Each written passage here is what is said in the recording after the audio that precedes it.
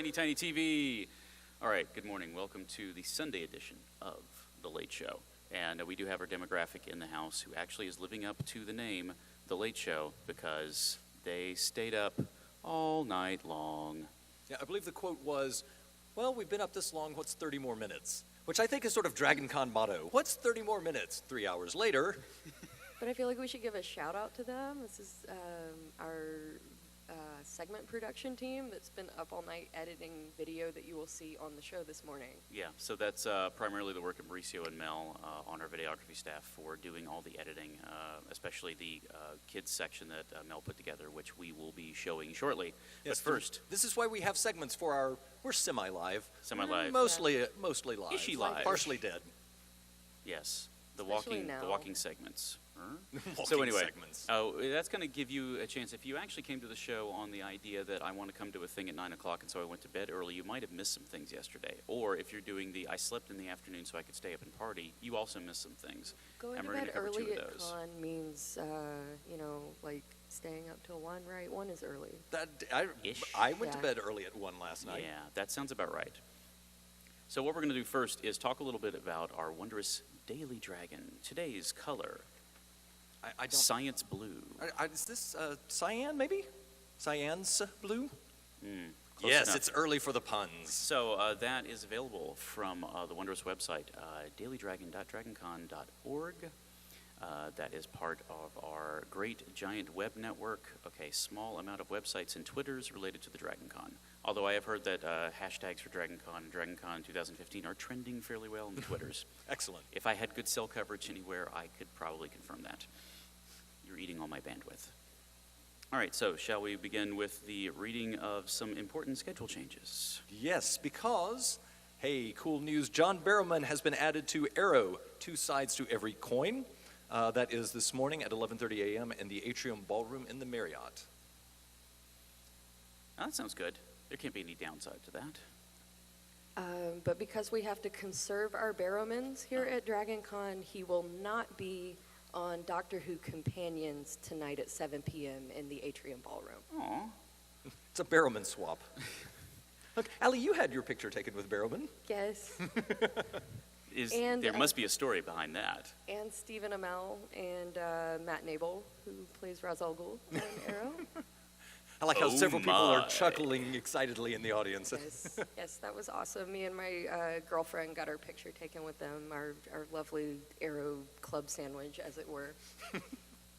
So I think everyone's like, can I laugh at that? joke, I can laugh at that. I heard like a 2-second delay. through the make audience. Team Arrow and Arrow Cave jokes in your own head, and let's move. Talk about. Like I do every day. Hey, there's an Ancient Aliens cancellation that no one cares about, or at least I don't. Let's move on to. Did you see we had the History Channel aliens guy? Yes. He was dressed up and he had the little font on it. It was like a aliens. He was like- cosplayer. I was like, he was a did we cosplayer. actually have the aliens guy here? It was a pretty Because I close want to go approximation. troll him. If the aliens guy showed up, though, I would be afraid he'd be like, "This is just confirmation bias, right? You know, I now have documentation that everything I've been talking about is right. That's cosplay." But I just want to know if the aliens guy cosplayers like go troll the skeptics track. Do y'all do that? Because that would be amazing. Yeah, actually, the guy who was dressed up as aliens needs to go stand outside the skeptic track and don't say anything. Just be there. That actually should be a fundraiser for the Skeptics track. They should invite him as a guest and then get one of those dunk tanks. They would make so much money off of physicists because I guess if the No. stereotype is true, it'd be like missed. No, the stereotype missed, is true. missed, You're missed. not going to make any money off of physicists. We're poor.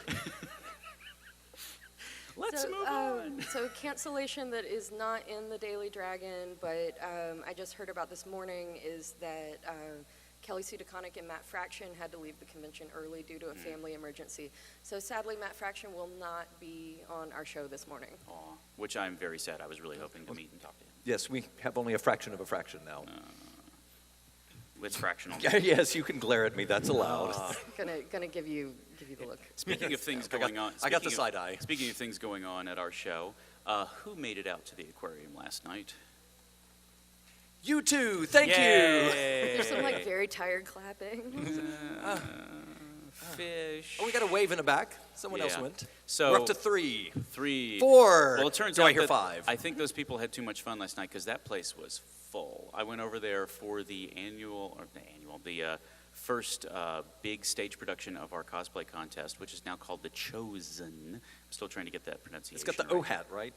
Well, it depends on which thing that you read. Sometimes it has the O-hat, sometimes it does not. Sometimes they capitalize the S. I'm still trying to work out the linguistics on this. It doesn't matter. The show was really, really good. They had, I think, just shy of 100 people apply for the contest. They took the top 20, put them on the stage show, and announced a number of winners of prizes, including the grand prize of a free admission to DragonCon 2016 and a free 4-day hotel stay. What? Yeah, I know.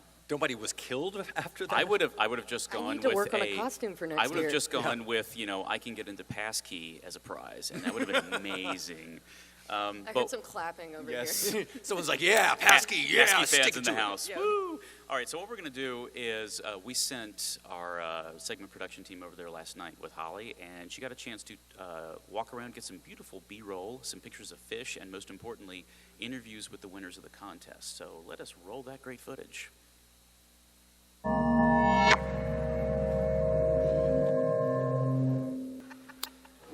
Hi, this is Holly with DragonConTV. I'm here at DragonCon Night at the Aquarium. In addition to being an awesome party, it is also the premiere of a brand new costume contest called The Chosen.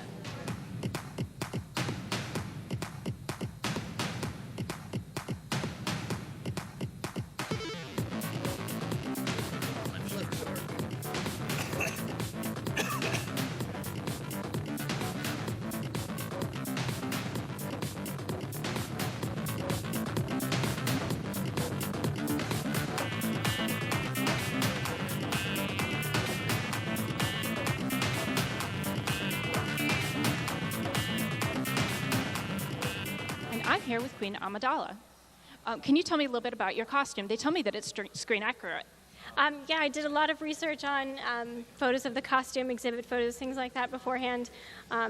There's 64 yards of piping in between each of the 24 panels in the dress and 16 in each sleeve.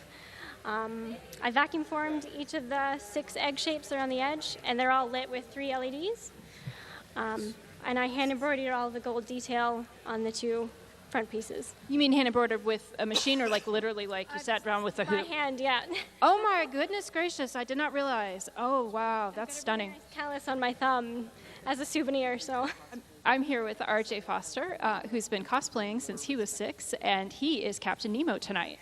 Hello, glad to be here. Can you tell me a little bit about your costume? Sure. This costume is what happens when you have 724 hours of spare time. All the way from the leather to the backpack that I have, all the way to the dive suit, the boots, the full helmet. I made all of it from scratch. Wow. And did the venue inspire you for this, or did you pick it for some other reason? Partially the venue, being here in an ocean environment, it would kind of go hand in hand. But my grandfather showed me 20,000 Leagues Under the Sea when I was 6 years old. I've been hooked ever since. I hold 4 scuba diving certifications because I've wanted to be Nemo my entire life and get underwater. I'm here with Angela and Gary, and you guys won first place. We did. Can you tell me about your costumes? Absolutely. We are Destiny characters. I'm a warlock, and she is a hunter. All hand-stitched. I have probably 10 pounds of fabric on me, fully lined. Man, if there is a construction method you can use in cosplay, it's probably got it somewhere on one of these. So Warbler, 3D printing, straight old seamstressing, molding and casting, everything. I mean, we ran the gamut. How many years have you been doing this? Because I hear this is her first year helping you. Yeah, I've been doing this for about 3 or 4 years now, but Angela has yet to be actively involved. She's been my handler many, many times, but I really wanted to get her in a costume and have her share in the fun a little bit. And I offered to help too, so I lent my sewing skills and got roped into a lot of other tasks.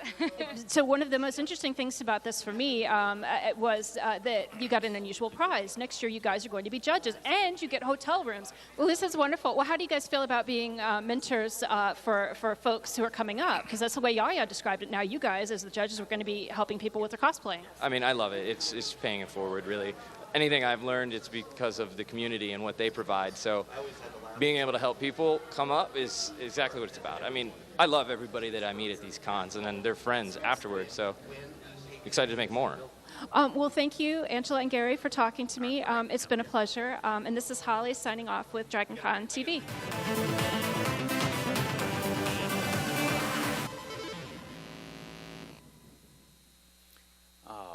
That was so good. Those costumes, and we only got a fraction of the costumes that were out there last night, but that Amidala costume was amazing close up. I'm always impressed with the Amidala cosplayers because, I mean, obviously, like, all the craftsmanship that goes into that is amazing. But on top of that, they had to watch episode 1 so many times. Dedication. And that is a whole new level of cosplay dedication right there. Wow. That's like a cosplay tip I had never thought. Pick your fandom wisely? Ooh, yeah. Yeah, because, I mean, you know, when I was doing my Winter Soldier costume, I had to read Winter Soldier comics and watch Captain America movies so many times, and that was just, you know, so difficult for me. Everyone? Aww. Thank you. That was the thing. We only got to highlight a few of the costumes we saw there last night. There were some amazing costumes that did not actually make it into the contest because people got there too late or they didn't hear about it in time to make the deadline. One of them was a mashup of Iron Man, Aquaman, and a mermaid. So it's sort of like Iron Merman, but in a wheelchair.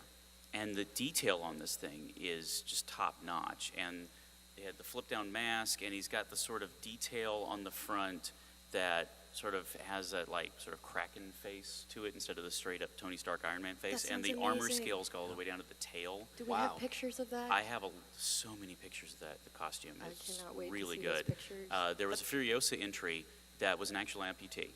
And she just went with it and built out this cool detail. Because we're doing the camera work last night with our crew. And we're looking at that arm. We're like, we can see through the arm. And then I'm like, get a close-up of the arm. Oh, that's a real left-arm amputee who built an arm out. And she's basically said the movie inspired her to do the costume. She's like, okay, if she can pull that off, I can pull that off. And built the whole thing out. And the level of detail just on that one piece was incredible.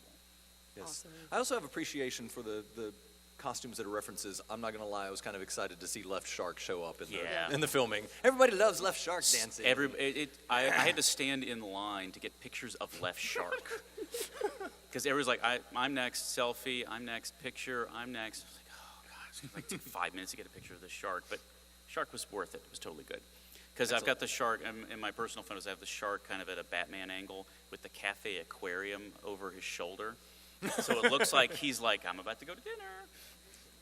I love that that's like officially a Batman angle. Yes. All right, so a couple of things going on last night. First of all, we had our DragonCon awards banquet last night. So did anybody get a chance to go to that thing? Hey, we got a hand. A hand. It's not always like it's a small room because we can't have like 65,000 people just come over and go, ooh, free buffet. So we have that over in the Regency ballrooms. The nice thing about that is we get to give awards to a number of the people who have been contributing to the sci-fi and fantasy community over their careers. We had Nichelle Nichols, from the original Star Trek, who got to meet, there's actually a picture in the Daily Dragon of her with John Lewis. So these are two people who are very active in the civil rights movement. And Congressman John Lewis is here as a guest talking about a graphic novel he wrote about the Selma March. Yes. So I'd like to pause and note that we have a congressperson here because they created a comic. Yeah, about a civil rights issue. So that's just that entire confluence of science fiction, fantasy, reality, politics all coming together is just, for me, that's a huge, that kind of shows off how DragonCon just sort of takes everything and kind of ties it together. And sometimes it's the silly mashup sort of way. But with things like doing this or giving Nichelle Nichols, actually yesterday was declared Nichelle Nichols Day for the city of Atlanta. That kind of stuff, honoring the people that have contributed to, what we come here to do, I think is really powerful. Yeah. We also were able to give Peter David and Carol Spinney awards, and also, and this is kind of deeply personal for us, the Hank Reinhardt Fan Award was awarded to our friend Yugi Foster, who used to be the editor of the Daily Dragon and also was an award-winning science fiction author in her own right. And she passed away after DragonCon last year. So her husband, Matt Foster, runs the film track, was here to accept that award. Yes. So that for us is kind of important and serious stuff that happens at a con. Even though we're here primarily to have fun, I just remember that a lot of us take it seriously, and there's some like real personal reasons why we put so much work into this thing, whatever it's become. Yes. One thing, sort of as a side note, as we've been going through, we've talked about various and sundry little nooks and crannies of the convention that you might not know about. And one of the things, sort of leading off of UG Foster, is that we have a writing track and an art track, where these creators are coming and talking about technique and talking about, for example, you could go down to the art track and find out about transferring sketches to a larger medium like a canvas if you were going to do a small sketch and then try to transfer that into a bigger piece, or how to go about, as they said, selling your art without selling your soul. We have writing, keep wanting to say convention. What's the thing? Workshop. Thank you. That's why I don't write no good. But don't write no good like me. Go down to the writing track and hear published authors talking about those techniques. We have authors doing reading, and I like that is still a core piece of the convention, and it is not highlighted as much, perhaps because there's 100% less left shark in those. I mean, there could be left shark. You could put left shark in your story. Is there left shark fanfic?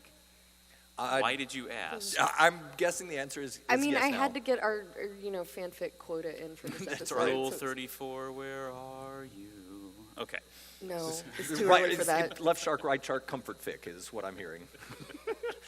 You opened that door. I was going to step through, Alan. And I'm going to slam that one shut. So this one time when I talked about a segue, it turns out that I'm bad at changing the subject. So let's actually talk about another part of the convention that we don't seem to highlight enough when people talk about DragonCon, and that's actually kids programming. Everybody's like, ooh, DragonCon, drinking, party, buckets of rum. Ooh, yes, that does happen. We're not going to try to sweep that under the oddly stained carpet of the Marriott.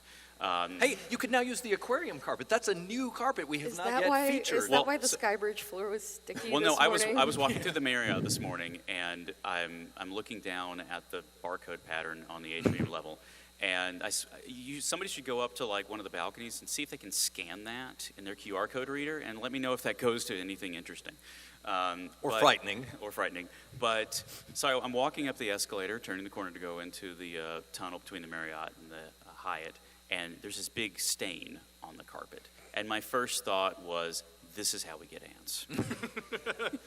I think that's how you get the carpet cosplayers. They just sort of slowly swarm those spots. I heard 5 Archer fans in the audience.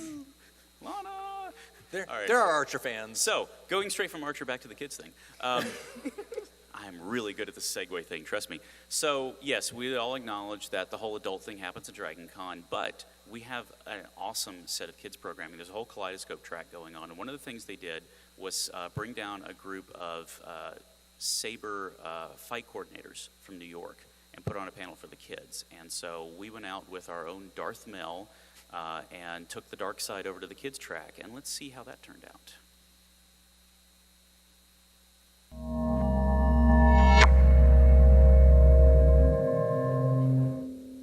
Hi, this is Mel, or Darth Mel, at DragonCon 2015, and I am here at the Star Wars track, and we are getting a demonstration of live lightsaber training with the kids.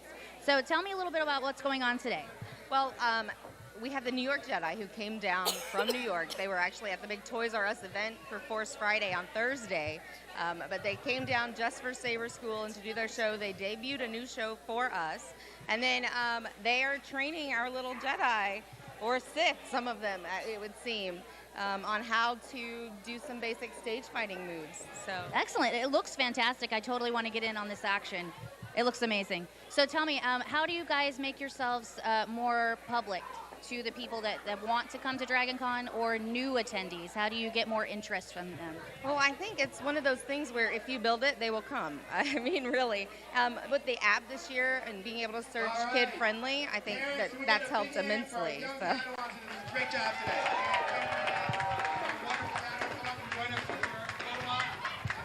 Graduating class, DragonCon Padawans for 2015. How about you, ladies and gentlemen?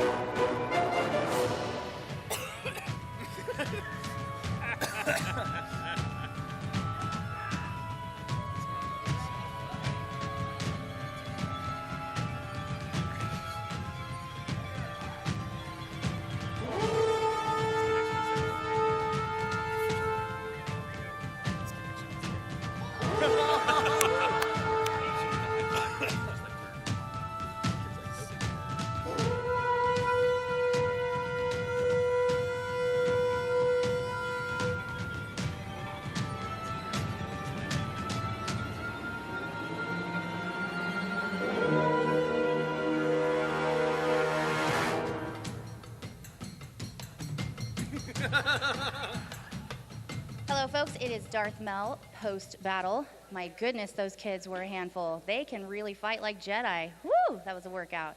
So tell us a little bit more about your social media presence and how people can learn more about the Star Wars track, specifically for their kids. We are online on Twitter at SWATDC, so SWAT DC or Star Wars at DragonCon, basically. Same thing, .com, and then you can search for us on Facebook as well. Really, I think the app has made all the difference in letting parents know that there is actually kid-friendly programming going on at DragonCon right now. Thank you guys so much for what you're doing. You had a great turnout. The kids look like they really enjoyed it, and you guys keep up the good work. Thank you so much for joining us. Thank you so much for having me. Tomorrow is going to be even insaner, if that's a word, because we have the pod race on the 10th floor of the Marriott, where the kids get to decorate a box and then run like crazy around the 10th floor. So it's always really fun. Okay, I know what I'll be doing tomorrow. You guys have a great con. We'll see you later. I was really concerned that segment was going to end with Mel just swarmed with kids, beating her to death with foam. Yeah. It's sort of like a reverse Youngling scene from episode 3. They're just like, we heard about you. Seriously go there? Oh my God, Brian.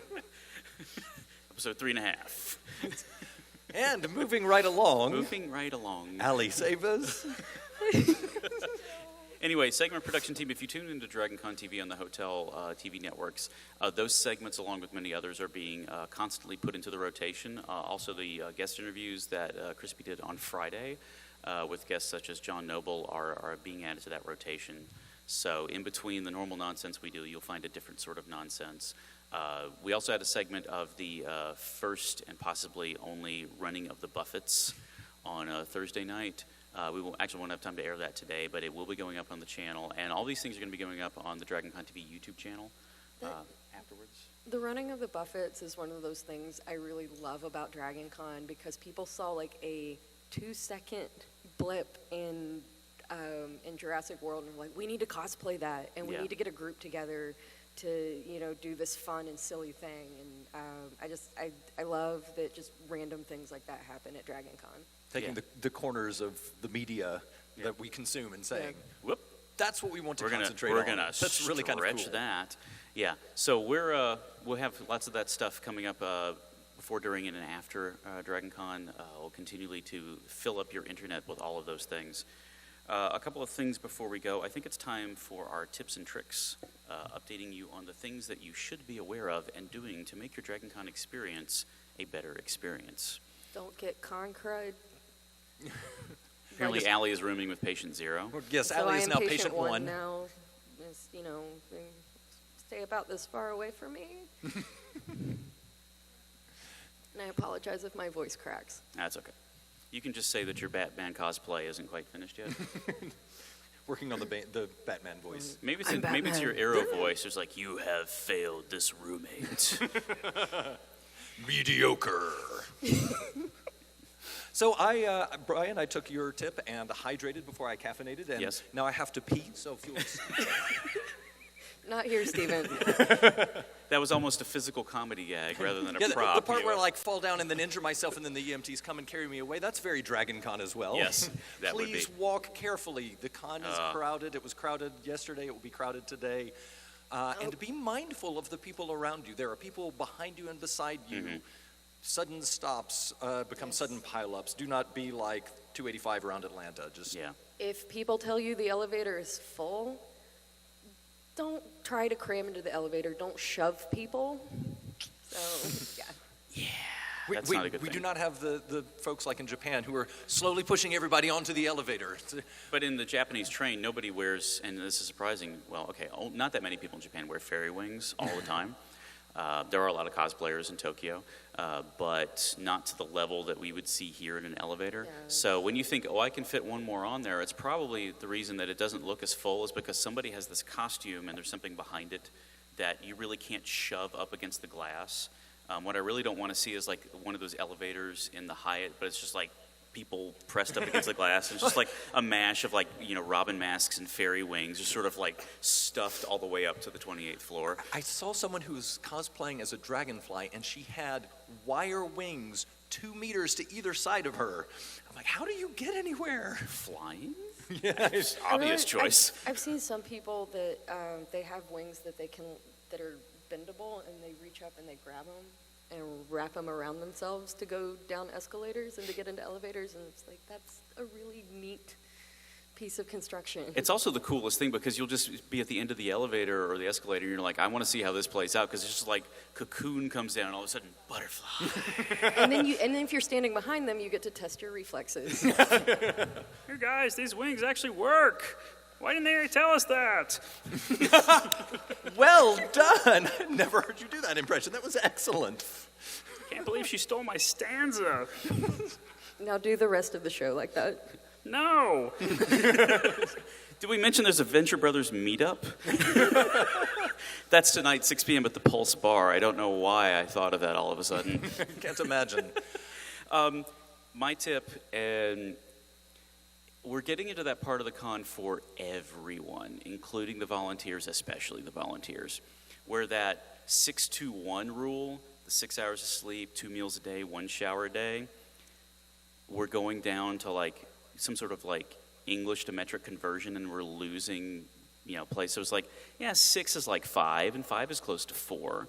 And was I supposed to eat or shower more? I can't remember because I didn't do the sleep.